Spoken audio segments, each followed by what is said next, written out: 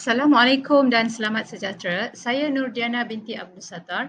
Dalam video ini saya akan membentangkan kajian yang bertajuk penggunaan teknik akronim ArcGISOM dalam meningkatkan kemahiran melakar graf fungsi trigonometri. Fungsi trigonometri merupakan topik dalam subjek Matematik Tambahan tingkatan 5 KSSM dalam Standard Pembelajaran 631 iaitu melukis dan melakar graf fungsi trigonometri. Objektif kajian ini adalah dapat mempertingkatkan kemahiran melakar graf, menentukan dengan betul kala, pintasan, bentuk graf dengan betul serta dapat melakukan langkah kerja yang penting dalam membuat lakaran graf fungsi trigonometri. Berikut merupakan tinjauan literatur berkenaan intervensi yang dijalankan.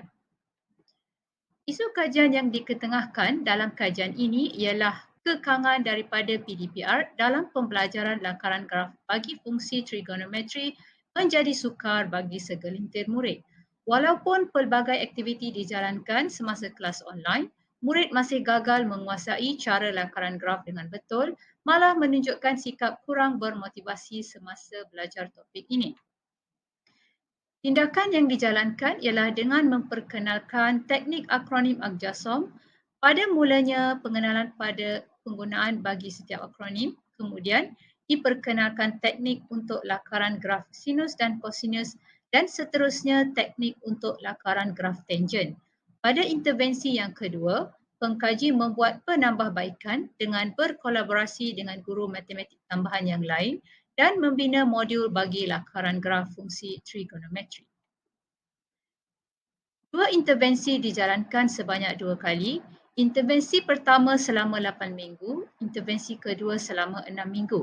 Data daripada kedua-dua intervensi dikutip dari kaedah temu bual berfokus, hasil kerja murid, tinjauan dan ujian dalam mengumpul data. Dapatan analisis dokumen didapati 21% tidak dapat menjawab dengan kesemua betul selepas intervensi dijalankan. Berikut merupakan perbandingan pra-ujian 1, pasca ujian 1 dan pasca ujian 2. Pra-ujian 1 tiada murid yang mendapat kategori cemerlang. Pasca ujian 1 terdapat seorang murid yang gagal, manakala pasca ujian 2 tiada yang gagal dan peratus peningkatan murid cemerlang sebanyak 57%. Berikut merupakan dapatan temu bual secara berfokus yang dibahagikan mengikut tema iaitu mengukuhkan kefahaman, menarik minat dan meningkatkan kemahiran. Seterusnya, keberkesanan intervensi dibuktikan melalui tinjauan.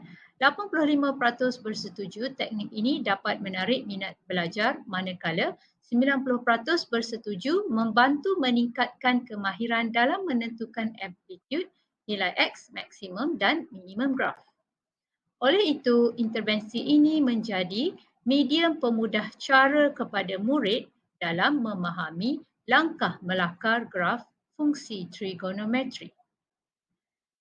Bagi kreativiti, intervensi yang dibina dengan memperkenalkan teknik akronim yang mempunyai huruf penyusunan yang jelas dan mudah difahami menarik minat murid untuk belajar lakaran graf fungsi trigonometri. Murid boleh menggunakan kad imbas yang jelas dan menarik untuk menjawab soalan dalam modul yang disediakan. Inovasi penggunaan akronim membantu murid membuat hubung kait di antara pengetahuan sedia ada dengan konsep yang dipelajari. Inovasi yang membantu melibatkan diri secara aktif dalam aktiviti-aktiviti yang dilaksanakan. Pembinaan modul pada golongan membolehkan murid membuat lebih banyak latihan. Manakala bagi kebolehgunaan, intervensi ini amat mudah digunakan oleh semua murid yang mengambil subjek matematik tambahan. Dengan menggunakan akronim yang telah disusun di dalam modul, murid berupaya untuk menjawab soalan yang diberikan di dalam modul yang disediakan.